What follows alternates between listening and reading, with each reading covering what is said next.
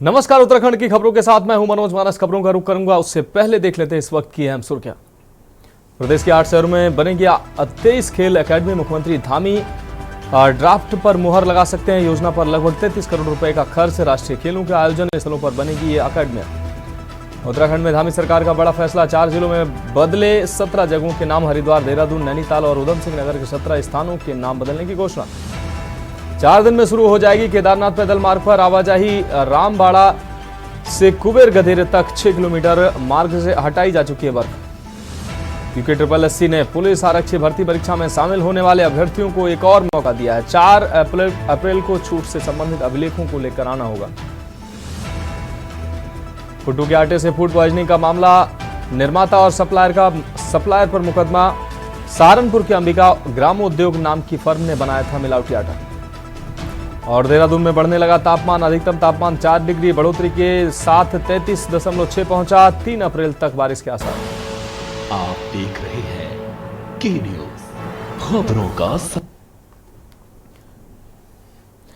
और अब खबरें विस्तार से। सरकार के सबको शिक्षा देने के दावे की पोल रामनगर विकासखंड के अंतर्गत ग्राम पाटकोट में स्थित ग्राम रामपुर में स्थित राजकीय प्राथमिक विद्यालय में खुला है, जहां बताया जा रहा है कि इस स्कूल में 43 बच्चे शिक्षा ग्रहण कर रहे हैं, लेकिन यहां लंबे समय से एक ही शिक्षक मोहन चंद जोशी पढ़ा रहे हैं तथा ये शिक्षक भी 31 मार्च को रिटायर हो चुके हैं। लेकिन अभी तक इस स्कूल में शिक्षा विभाग ने किसी भी स्थायी शिक्षक की नियुक्ति नहीं की है, बल्कि बच्चों को पढ़ाने के लिए हर रोज अन्य स्कूल से एक शिक्षक यहां पर आ रहे हैं, जिससे इस स्कूल में पढ़ने वाले बच्चों की तो शिक्षा बाधित हो ही रही है, लेकिन जिन स्कूलों से यहां अध्यापक अलग अलग दिन बच्चों को पढ़ाने आ रहे हैं, उन स्कूलों के बच्चों की शिक्षा पर भी असर पड़ रहा है। बुधवार को पूर्व ब्लॉक प्रमुख संजय नेगी ने इस मामले को स्कूल में जाकर बच्चों एवं अभिभावकों से मुलाकात करते हुए सरकार पर नाराजगी जताते हुए कहा, आज सरकार के दावे पूरी तरह से खोखले साबित हो रहे हैं। उन्होंने कहा कि शिक्षा जैसी सुविधा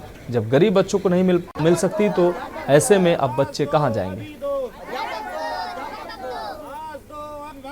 नहीं चलेगी। महोदय, आप सभी लोगों का और नेगी जी का धन्यवाद करता हूं। इनका आप सभी लोगों का दिल से मैं आभार व्यक्त करता हूं, क्योंकि ऐसा है कि 9 माह पहले हमारे मोहन चंद जोशी जी थे।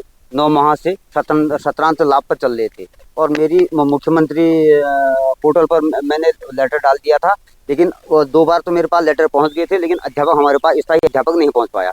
और 9 महीने बीत जाने के बाद में अभी तक हमारे वहाँ इन्होंने अस्थायी अध्यापक दिया है। और जिस दिन 31 तारीख को हमारे जोशी जी यहाँ से सेवानिवृत्त हुए थे, सेवानिवृत्त होने के बाद भी वो काफ़ी इंतजार कर रहे थे कि विभाग से कि यहाँ कोई अध्यापक आए, लेकिन अध्यापक नहीं आया। देखिए, रामनगर विधानसभा का दूरस्थ क्षेत्र है, ये राजकीय प्राथमिक विद्यालय है और मुझे यहाँ के अभिभावक संघ के अध्यक्ष महेश चंद जी ने 5-7 दिन पहले बताया कि यहाँ पे जो है टीचर रिटायर हो रहे हैं 29 तारीख को, और अभी तक कोई स्थायी टीचर की यहाँ पे व्यवस्था नहीं की है, जिसको लेकर हम लगातार आवाज़ उठा रहे हैं मीडिया के माध्यम से और अधिकारियों से बात करके हमने लगातार मांग की कि यहाँ पे स्थायी टीचर दिया जाए। लेकिन अभी तक इतने दिन बीत जाने के बाद भी यहाँ पे स्थायी टीचर नहीं आया। हमको ये दिक्कत है, हमारे छोटे छोटे बच्चे हैं, कहाँ जाते हैं, हम गरीब आदमी हैं, हमारे स्कूल में अध्यापक नहीं है और हमारे बच्चों की जिंदगी अंधकार में कट रही है। आखिर कब तक कटेगी? हमारे छोटे छोटे बच्चे, नन्हे मुन्ने बच्चे कहाँ जाएंगे स्कूल? और एक दिन एक छोड़ के टीचर आ रहे हैं और वहाँ भी दिक्कत, यहाँ भी हमको भी दिक्कत हो रही है। हमारे बच्चों को कुछ आ नहीं रहा है। अध्यापक की आखिर कब तक व्यवस्था होगी हमारे वहाँ? हम क्या करें, कहाँ जाए? छोटे बच्चों को भी हम कहाँ भेज सकते हैं? हमारे स्कूल में अध्यापक की बहुत दिक्कत है, हमें अध्यापक चाहिए। मेरा नाम सचिन है, मैं कक्षा 5 में पढ़ता हूँ। हमें एक पढ़ाने वाला टीचर चाहिए। हमारे स्कूल में कोई नहीं है, हम पढ़ना चाहते हैं लेकिन कोई आ नहीं रहा है। हिमानी है, 3 है। हमको पढ़ाने की दिक्कत है, हमारे स्कूल में टीचर नहीं है, हम पढ़ना चाहते हैं। हमारे यहाँ अध्यापक नहीं, सरकार हमारे यहाँ टीचर भेजो। महेश, कौन सी क्लास में पढ़ते हो? 5। हमको टीचर चाहिए। हमारे स्कूल में टीचर नहीं है, पढ़ाई नहीं हो पा रही है जी। एक ही टीचर हमें पढ़ाने आ रहे हैं, वो भी एक दिन छोड़कर। हमको रोज टीचर चाहिए पढ़ाने के। अब रुक करते हैं अगली अहम रिपोर्ट का। आगामी 30 अप्रैल को चारधाम यात्रा का आगाज हो जाएगा। यात्रा प्रारंभ होने में महज 4 सप्ताह का समय शेष है। यात्रा के सुगम, सुचारू तथा बेहतर संचालन के लिए उत्तरकाशी पुलिस प्रशासन की तैयारियां इन दिनों जोरों पर हैं। इधर गंगोत्री धाम में इस बार पकोड़ा नाले में ग्लेशियर आने से पानी की लाइनें जो है क्षतिग्रस्त हुई हैं। पिछली आपदा से हुए स्नान घाट, पीने का पानी, सीवर लाइन, गंगा घाट पर चेंजिंग रूम क्षतिग्रस्त हो गए थे, जिसको लेकर गंगोत्री धाम के तीर्थ पुरोहित चिंतित नजर आ रहे हैं। ये रिपोर्ट देखिए।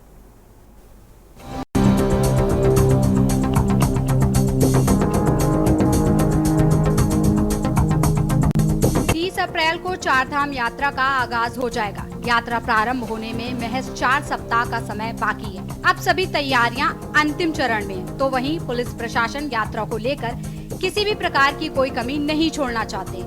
गंगोत्री यमुनोत्री धाम की यात्रा व्यवस्थाओं को लेकर जिला अधिकारी डॉक्टर मेहरबान सिंह बिष्ट ने सभी अधिकारियों को यात्रा की सभी तैयारियों को दुरुस्त करने के निर्देश दिए हैं। यात्रा की तैयारियों को लेकर अपर जिलाधिकारी PL शाह ने हिना में पार्किंग व्यवस्था को लेकर स्थलीय निरीक्षण किया है। पार्किंग में देश विदेशों से आए यात्रियों की जांच की जाएगी। उसके बाद गंगोत्री धाम के लिए यात्रियों को भेजा जाएगा। देखिए, चार धाम यात्रा के दृष्टिगत हमारे यहाँ हिना में यात्रियों का जो है रजिस्ट्रेशन होता है, और जो लोग ऑनलाइन रजिस्ट्रेशन करवा के आते हैं उनका रजिस्ट्रेशन का वेरिफिकेशन होता है। साथ ही स्वास्थ्य का परीक्षण भी वहाँ पे हमारी मेडिकल टीम द्वारा किया जाता है। तो और जहाँ पर पंजीकरण किया जाता है वहाँ पे काफ़ी बड़ी संख्या में वाहन आते हैं।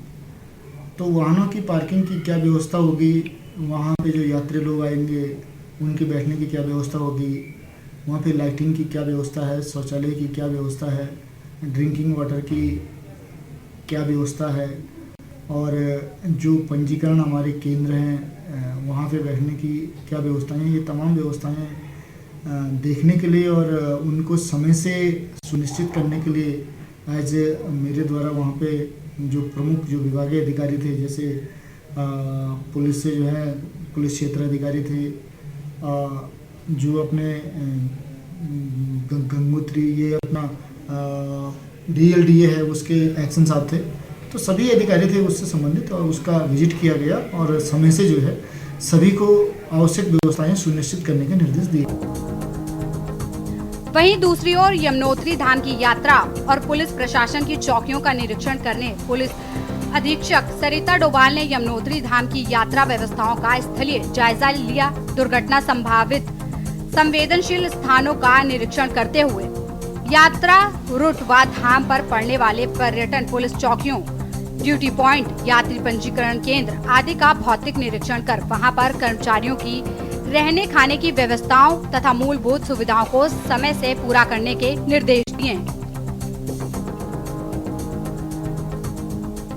गंगोत्री और यमुनोत्री दोनों जगह का जो है हम लोग ने विजिट कर लिया था, और इसमें जो भी समस्याएं आती हैं और ट्रैफिक से रिलेटेड जो समस्याएं हैं तो उनको हम लोगों ने ग्राउंड पर एनालिसिस किया था, कहाँ पर हम लोगों को ड्यूटीज़ जो हैं वो बढ़ानी है। कुछ ऐसे ड्यूटी पॉइंट्स भी हम लोगों के द्वारा चिन्हित किए गए हैं जहाँ पर की ड्यूटीज़ एक्स्ट्रा लगानी है।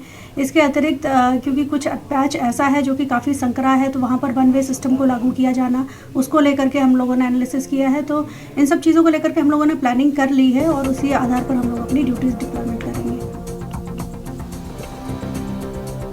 पुलिस अधीक्षक उत्तरकाशी श्रीमती सरिता डोभाल ने बताया कि यमुनोत्री धाम यात्रा रूट का स्थलीय निरीक्षण कर यात्रा रूट पर मुख्य पड़ावों, पुलिस चौकियों व दुर्घटना संभावित स्थानों का जायजा लिया। यात्रा रूट व धाम पर पड़ने वाले पर्यटन पुलिस चौकियों, ड्यूटी पॉइंट, यात्री पंजीकरण केंद्र आदि का भौतिक निरीक्षण कर वहां पर कर्मचारियों की रहने खाने की व्यवस्थाओं तथा मूलभूत सुविधाओं को समय से पूरा करने के निर्देश दिए गए। दुर्घटना संभावित स्थानों पर आवश्यक सुरक्षात्मक उपाय के साथ साथ अतिरिक्त पुलिस बल नियुक्त करने के निर्देश दिए। यमुनोत्री पैदल मार्ग पर भीड़ नियंत्रण तथा यात्रा के सुरक्षित संचालन हेतु घोड़े खच्चर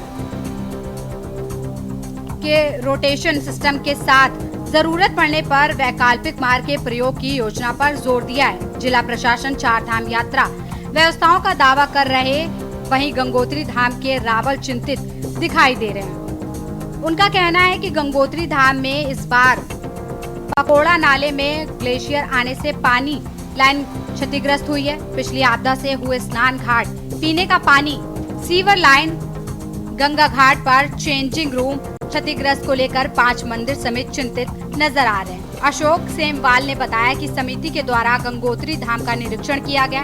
इस बार पकोड़ा नाले में ग्लेशियर आने, पानी और बिजली की लाइन पूरी तरह क्षतिग्रस्त हो रखी है। उन्होंने कहा कि पिछली आपदा से हुए स्नान घाट, पीने का पानी, सीवर लाइन, गंगा घाट पर चेंजिंग रूम क्षतिग्रस्त को लेकर गंगोत्री धाम के तीर्थ पुरोहित चिंतित नजर आ रहे हैं। जय मां गंगे। 1 वर्ष बीत चुका है, गंगोत्री का गंगा घाट का निर्माण अब तक भी प्रारंभ नहीं हो पाया, जबकि जो है 1 महीने का समय बचा है। 30 अप्रैल को मां गंगा मैया के कपाट सभी श्रद्धालुओं के लिए खोल दिए जाएंगे। एक तरफ सरकार जो है सीमित संख्या कर रही है, जिसका हम लोग विरोध करते हैं। सबसे पहले सरकार को जो है घाट निर्माण पे ध्यान देना चाहिए, ताकि श्रद्धालुओं को आए यहाँ पर गंगा स्नान करें, गंगा की धारा में पूजा करें और माँ गंगा के दर्शन करें।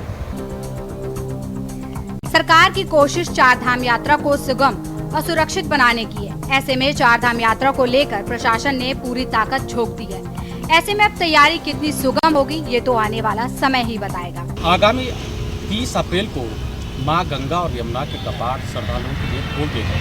यही वजह है कि इन दिनों जो है 4 धाम यात्रा को लेकर के जिला प्रशासन जो है उसके दिखाई दे रहा है। यहाँ पुलिस प्रशासन हो या जिला प्रशासन होटल व्यवसाय से जुड़े हुए और वाहन चालक जो है इन दिनों अपनी अंतिम तैयारियों में लगे हुए हैं। और जिला प्रशासन ने भी जो है 4 धाम की जो तैयारी हैं उनका अंतिम रूप दे दिया है। उत्तरकाशी से के न्यूज़ के लिए चिरेन सेमवाल की रिपोर्ट। अब रुक करेंगे अगली अहम खबर का। खबर नैनीताल से, जहां राजभवन मार्ग स्थित आपको बता दें केफील्ड के जंगल में आग लगने से क्षेत्र में हड़कंप मच गया। आग की सूचना मिलते ही वन विभाग और दमकल की टीम मौके पर पहुंची और आग बुझाने में जुट गई। बताया जा रहा है कि ये आग अराजक तत्वों द्वारा जानबूझकर लगाई गई थी, क्योंकि इसी क्षेत्र में कल रात भी आग लगाई गई थी। दमकल और वन विभाग की टीम को आग पर काबू पाने के लिए पहाड़ी इलाके में चढ़ाई करने के बाद काफी मशक्कत करनी पड़ी। अंततः कड़ी मेहनत के बाद आग पर काबू पा लिया गया।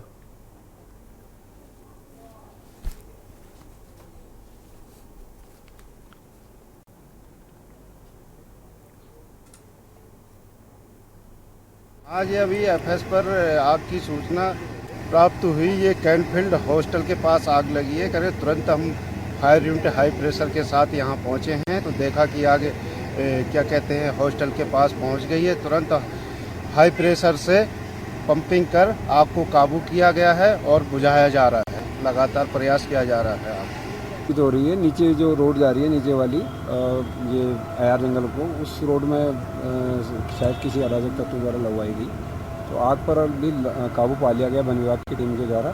उसके अलावा फायर की टीम भी आई है तो अग्निशमन वाली, और पानी से अभी हमने उसको बुझा रहे हैं, ऊपर से गीली नमी दे रहे हैं ताकि आगे कोई अगर बची हुई आग हो कोयले वगैरह तो वो बुझ जाए। तो आग पर काबू पा लिया गया है। विकासनगर सहसपुर थाना क्षेत्र के टिमली के जंगलों में देर रात पुलिस और गौतस्करों के बीच मुठभेड़ हो गई। इस मुठभेड़ में गौतस्कर के पैर में गोली लगने से वो घायल हो गया, जिसे इलाज के लिए उप जिला चिकित्सालय विकासनगर में भर्ती कराया गया, जहां गौतस्कर का इलाज जारी है। मुठभेड़ के बाद पुलिस गिरफ्त में आया सातिर गौतस्कर एहसान गंदेवड़ सहारनपुर का रहने वाला बताया जा रहा है, जिस पर पूर्व में भी गौतस्करी और गोहत्या के मामले विभिन्न थाना क्षेत्रों में दर्ज हैं, जिसमें से वह देहरादून और अन्य प्रदेश के एक थाना क्षेत्र में भी इसी मामले में वांछित चल रहा था, जहां उसके खिलाफ 15,000 का इनाम भी घोषित है। वहीं दूसरी ओर आरोपी एहसान बीती 31 मार्च और ईद के मौके पर भारी मात्रा में हिमाचल और उत्तराखंड की सीमा के बीच यमुना नदी में मिले गौवंश अवशेषों के मामले में भी मुख्य आरोपी के तौर पर वांछित था, जिसकी उत्तराखंड पुलिस के साथ ही हिमाचल पुलिस भी सरगर्मी से तलाश कर रही थी, जिसके चलते देर रात टिमली क्षेत्र में चेकिंग के दौरान मुठभेड़ के बाद धर दबोचा गया। अभियान के तौर पर जब भी ऐसे प्रकरण आते हैं तो उसमें जरूर हम अपने की गिरफ्तारियां भी होती है, जेल भी जाते हैं। और विशेषकर एक भाई अभी पूछताछ में भी पता चला फिल्टर जो विगत 7 साल से जेल पर, तो इसके मुकदमे के सब देख रहे हैं कि काफी लंबा चौड़ा इतिहास भी इसका निकल के आया है। इस पर रहेगा कि अब जो भी गैंगस्टर एक्ट में आगे कार्रवाई करें और भी जो सख्त कार्रवाई जो इनके विरुद्ध हो सकती है कानूनी रूप से वो जरूर की जाएगी। बीते नवरात्रि के दूसरे दिन कुट्टू के आटे का सेवन करने से 350 से अधिक लोग बीमार हो गए थे, जिन्हें इलाज के लिए देहरादून के अलग अलग अस्पतालों में भर्ती कराया गया था। वहीं सूचना पाकर सीएम धामी, स्वास्थ्य मंत्री धन सिंह रावत, गढ़वाल कमिश्नर, स्वास्थ्य सचिव मौके पर पहुंचे थे। इस दौरान सीएम धामी ने देहरादून डीएम और पुलिस कप्तान को दोषियों पर कार्रवाई करने के निर्देश दिए थे। वहीं इसी मामले में देहरादून डीएम ने जानकारी देते हुए बताया कि इस मामले में मुकदमा दर्ज कर लिया गया है। ये देखिए, जो एलिज्ड कंटेमिनेशन से जो बकवीट के कंजम्पशन से कुछ केसेस सामने आए थे, तो उसमें ऑनरेबल सीएम की डायरेक्शंस पर त्वरित प्रवर्तन की कार्रवाई करते हुए संगीन धाराओं में मुकदमे दर्ज किए गए थे और उसमें पुलिस की तरफ से एक्शन एक्सपीडिएट किया गया है। जो हमारा कंटेमिनेटेड स्टॉक था उसको सीज भी किया गया है और जो रिटेलर्स और वेयर हाउसेस थे उनको सील कर दिया गया है। सेकेंडली, जहाँ तक हमारे ट्रीटमेंट केसेस का प्रश्न है, वहाँ पर अभी जो इन्फ्लक्स था, जो सर्च था, वो कल हमारा इंक्रीजिंग ट्रेंड शो कर रहा था, लेकिन by afternoon it got stable और उसके बाद फिर हमारा डिक्लाइनिंग ट्रेंड स्टार्ट हो गया था और पेशेंट्स डिस्चार्ज होने शुरू हो गए थे। रुक करेंगे अगली खबर का। विकासनगर के एटन बाग क्षेत्र में स्थित एक एफएमसीजी गोदाम में मंगलवार देर शाम अचानक आग लग गई। देखते ही देखते आग ने विकराल रूप धारण कर लिया, जिससे आसपास के दुकानदारों में भी हड़कंप मच गया। घटना की सूचना पर मौके पर पहुंची फायर ब्रिगेड की टीम ने आग पर काबू पा लिया। वहीं आग से गोदाम में रखे लाखों रुपए का सामान जलकर राख हो गया। एक मोटरसाइकिल और लाखों की नकदी भी जलकर खाक हो गई। 112 के माध्यम से हमें सूचना प्राप्त हुई कि एटन बाग में समरफील्ड स्कूल के पास एक दुकान में आग लगी है और हम यहाँ पे तत्काल फोर्स के पहुंचे, जिसमें हमारे एसएसआई श्री सत्यम भाटी, चौकी इंचार्ज हरबड़पुर सनोज कुमार और फोर्स के पहुंचे तथा इस बीच में डाक पत्थर से हमारा एक फायर टेंडर भी पहुंच गया और फायर टेंडर द्वारा, फायर ब्रिगेड द्वारा आग पर पूर्ण रूप से नियंत्रण कर लिया गया। इस बीच में सेलाकुई से भी एक अन्य फायर टेंडर आ चुका है और इस मौके पे तहसीलदार विकासनगर भी उपस्थित हैं तथा बिजली विभाग के लोग भी उपस्थित हैं, तो आग पर पूर्ण रूप से नियंत्रित कर लिया। बीते नवरात्रि के दूसरे दिन कुट्टू के आटे का सेवन करने से 350 से अधिक बच्चे बीमार हो गए। 350 से अधिक लोग बीमार हो गए थे, जिन्हें इलाज के लिए देहरादून के अलग अलग अस्पतालों में भर्ती कराया गया था। वहीं सूचना पाकर सीएम धामी, स्वास्थ्य मंत्री धन सिंह रावत, गढ़वाल कमिश्नर, स्वास्थ्य सचिव मौके पर पहुंचे थे। इस दौरान सीएम धामी ने देहरादून डीएम और पुलिस कप्तान को दोषियों पर कार्रवाई करने के निर्देश दिए थे। वहीं इस मामले में देहरादून डीएम ने जानकारी देते हुए बताया कि इस मामले में मुकदमा दर्ज कर लिया गया। जिला प्रशासन, खाद्य विभाग और पुलिस प्रशासन ने इस मामले में बड़ी कार्रवाई करते हुए कई दुकानों को सील किया और माल जब्त कर लिया। विभिन्न माध्यमों से सूचना मिली अस्पतालों से, खासकर जो हमारा सरकारी 2 अस्पताल हैं, कि बहुत सारे लोग ऐसे शिकायत करते हैं जो वहाँ पीड़ित से पहुँचे हैं, जिनको वोमिटिंग, दर्द, पेट में दर्द है। इस आधार पर जब पुलिस ने समस्त लोगों से जानकारी प्रारंभ की तो पता चला कि इनके द्वारा व्रत के दौरान कुट्टू के आटे का सेवन किया गया था और जिनके द्वारा घर में सेवन किया गया उनकी तबीयत इस तरह से खराब हुई है। इसको देखते हुए पुलिस ने तत्काल संबंधित अधिकारियों को सूचित किया और इसमें जो इन्फॉर्मेशन पहले मिली, जो हमारे पीड़ित जो एडमिट थे, उनसे जहाँ जाकर पता चला कि उनके द्वारा किस दुकान से आटे खरीदे गए, इसका सेवन किया गया, उसके आधार पर तत्काल टीमें बनाई गई, जिससे कि आगे भी इस तरह का आटे का प्रयोग ना हो, ज़्यादा लोग इससे अफेक्ट ना हो। और इसमें स्वास्थ्य विभाग, पुलिस प्रशासन की टीमों ने 30 दुकानों को तत्काल ही ऐसे चिन्हित करके उसको सील किया और जो वहाँ इस तरह का कुट्टू का आटा था, संभावित जो गलत सप्लाई हुआ था, इसको देखते हुए आगे उसका कोई और सेवन ना कर पाए, उसको जब्त कर लिया गया था। समस्त पूछताछ के आधार पर यह पता चला कि विकासनगर में एक ट्रेडर है जो यहाँ पर डीलर के रूप में काम करते हैं कुट्टू के आटे का और जो सहारनपुर के माध्यम से वहाँ से मंगाते हैं। खबरों में वक्त एक और ब्रेक का, जल्द हाजिर होंगे। आप देख रहे हैं के न्यूज, खबरों का सारथी। बिबल में गुलिस्तां की ये कुछ लजीज फरिश्ते जब साथ घुले तो जी लल जाए और दिल कहे कि स्वाद की जुबान में खुद को ऐसा डुबाऊं कि निकल ना पाऊं। बिमल की जुबान कुछ है ही ऐसी, मानते हैं ना? बिमल, बोलो जुबान केसरी। गोल्डी मसाले के 100 ग्राम के स्पेशल पैक्स में फ्रेशनेस लॉक है। ऐसे मसाले हमेशा ताजा रहेंगे, just like me. Touch wood. God bless me. Goldie मसाले, जहां जाएं रिश्ते बनाएं।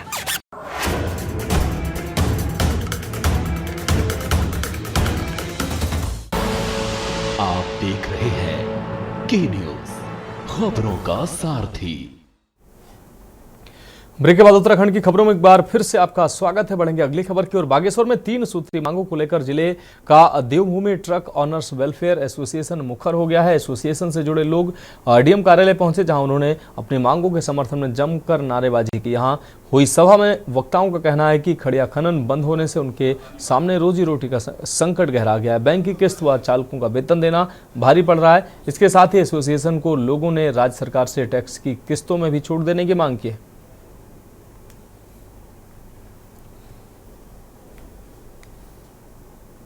वर्षों से बागेश्वर जिले में जो परिवहन व्यवसाय है, ट्रक व्यवसाय है, वो खड़िया व्यवसाय पे या फिर खनन पे निर्भर था।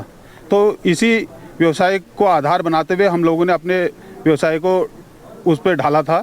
लेकिन अचानक पिछले जनवरी में हाईकोर्ट का जो निर्णय आया, तो उसके बाद से हम लोगों में बेरोजगारी फैल गई है। हमारी गाड़ियां लगभग खड़ी हो चुकी हैं। तो इसी क्रम में हम लोग यहाँ पे सरकार से टैक्स, इंश्योरेंस और जो हमारी किस्तें हैं उसमें माफ़ी के लिए अपना ज्ञापन देने आए हैं। जिले में स्टोन क्रशर बंद होने से समस्या हो रही है। ग्राहकों को भी अन्य जिलों से जैसे पिथौरागढ़, नैनीताल, चमोली, इन जगहों से रॉ मटेरियल या कंकर, रेत, बजरी लाना पड़ रहा, जो काफ़ी महंगा पड़ रहा, दुगने दामों में यहाँ पर बागेश्वर ज़िले में पड़ रहा। इससे जनता में भी काफ़ी रोष है और हम ये चाहते हैं कि जल्द से जल्द बागेश्वर जिले के स्टोन क्रशर जल्द से जल्द खुले। अगली खबर देहरादून से है, जहां बद्री केदार मंदिर समिति बीकेटीसी ने इस बार चारधाम यात्रा के दौरान प्रसाद की पैकेजिंग स्वयं करने की तैयारी कर चुकी है। ऐसा दोनों धाम के प्रति श्रद्धालुओं की आस्था को देखते हुए पर्यावरणीय संदेश देने के लिए किया जा रहा है। समिति की ओर से केदारनाथ और बद्रीनाथ धाम में प्रसाद की पैकेजिंग में पॉलीथीन के इस्तेमाल कतई नहीं किया जाएगा। इसके लिए समिति ने पहले चरण में 20 कर्मचारियों को कपड़े व जूट के बैग बनाने का प्रशिक्षण दिलाया है। साथ ही दूसरे चरण में 40 अन्य कर्मचारियों को भी प्रशिक्षित किया जाएगा। बीकेटीसी के मुख्य कार्याधिकारी विजय प्रसाद थपलियाल ने बताया कि बीकेटीसी हिमालयी क्षेत्रों में पर्यावरण संरक्षण और ग्रीन चारधाम यात्रा का संदेश देना चाहती है।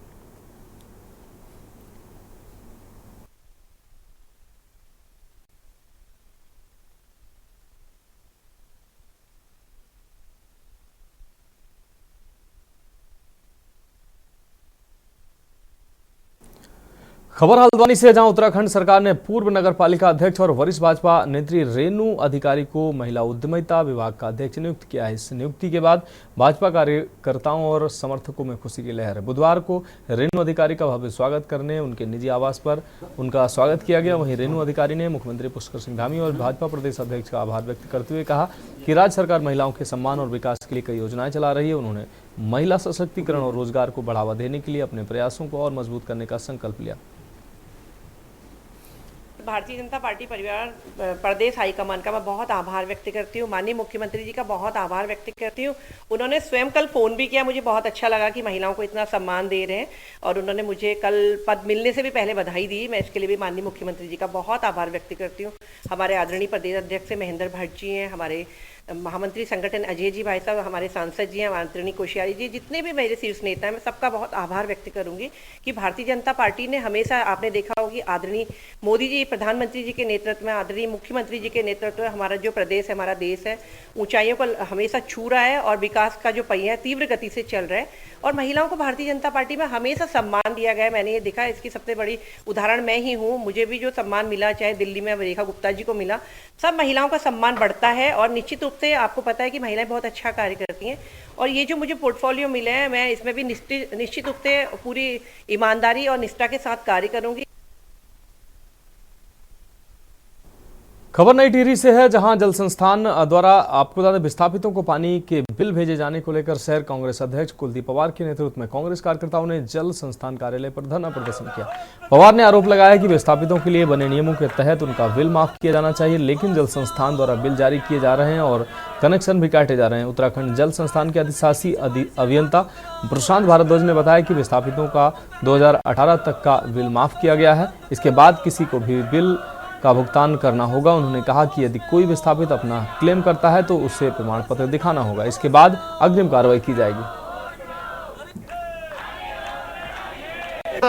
सीरियस मामला जो गर्मियों में लोग सड़कों में प्याऊ लगाते हैं ताकि पानी पिलाया जाए, और ये लोग सीधा पानी काट रहे हैं। अगर ये ऐसा सौतेला व्यवहार क्यों किया जा रहा है? पथरी में देखिए, आप बानी वाला देखिए, बंजारा वाला देखिए, इन जगहों पर कोई सीवर और पानी का बिल नहीं आता। और नेत्री एक विस्थापित शहर है, इस शहर में क्यों ये बिल लिए जा रहे हैं? जबकि तय किया गया था, हनुमंतराय कमेटी के जो नियम है उसमें तय हुआ था विस्थापित शहर में कोई बिल नहीं लिया जाएगा। और आप ये देखिए कि कितनी बड़ा अन्याय है कि ये जो लोग हैं, मैं आपको एक मामला दिखाता हूँ कि ये लोग जो हैं ये सारे टीन सेट के और आसपास के विस्थापित लोग हैं, और इन लोगों ने अपना जो बिल है, इनके जो पानी के जो कनेक्शन लगे हुए हैं 10-20 परिवारों का एक कनेक्शन लगा हुआ है, पर इनको इंडिविजुअल तरीके से 40-40, 48 हज़ार रुपये के बिल आए हुए हैं। तो ये था कि जो हम लोग बिल वितरण कर रहे हैं उसके सापेक्ष अगर कोई बिल जमा नहीं करता है तो हमारे जो अधिनियम है 1975 का water supply and sewerage act, उसमें प्रावधान है कि 15 दिन के बाद आप